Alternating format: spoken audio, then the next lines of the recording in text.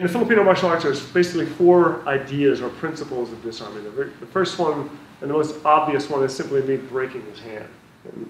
Just striking his hand and going after the other hand as well. It's often called taking the fangs from the snake.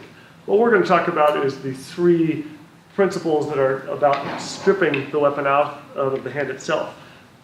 3, and they're not ordered in any particular way. The first one is a snake disarm, where my arm, as if it was metaphorically a snake, goes around the vine and can basically peel. The stick is always going to come out either if I take it out this way or if I take it all the way out this way. His hand can only rotate so far.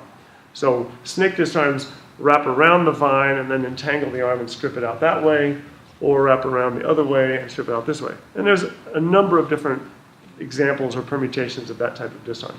The next one would be a vine disarm, where I'm using the vine of the rattan as a levering tool to strip the weapon out that way.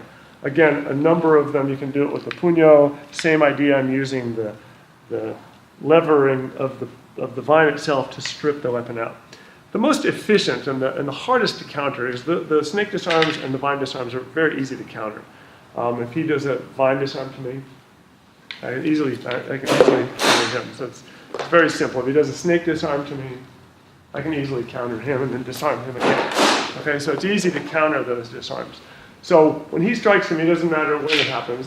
Whether I struck to him or he struck to me, it doesn't matter. A strip disarm, I basically take control of the hand itself, and using anything I can to use his weapon as a lever, I can strip his weapon out.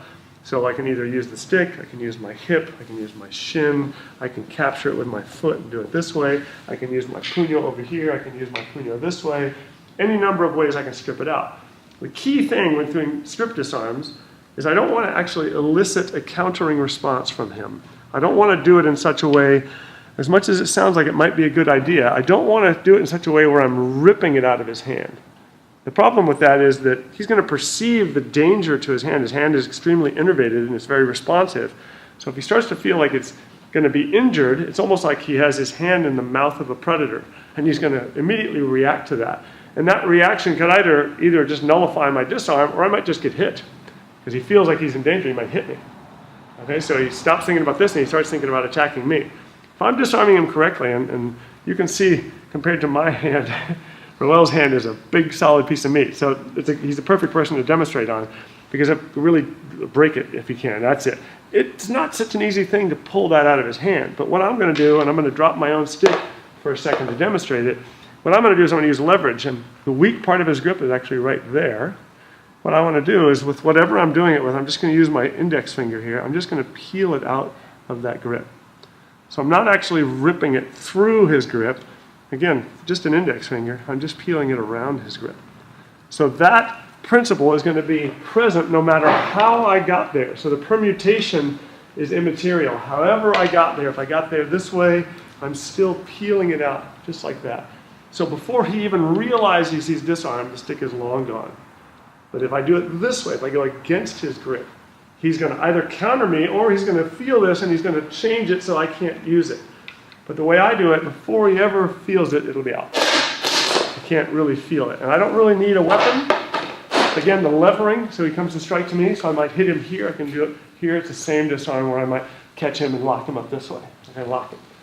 If he struck me again, can you hear? Like the same thing, I can strip this out this way.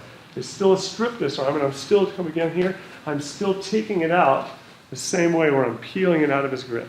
So I'm controlling the way he's holding his stick. So if I have it on this side, I can grab it here, I peel it around his thumb and out of his fingers, it comes right out. So each time it's that same principle applied. The number of techniques is almost infinite, because it depends not only on what I know, but on what he presents to me.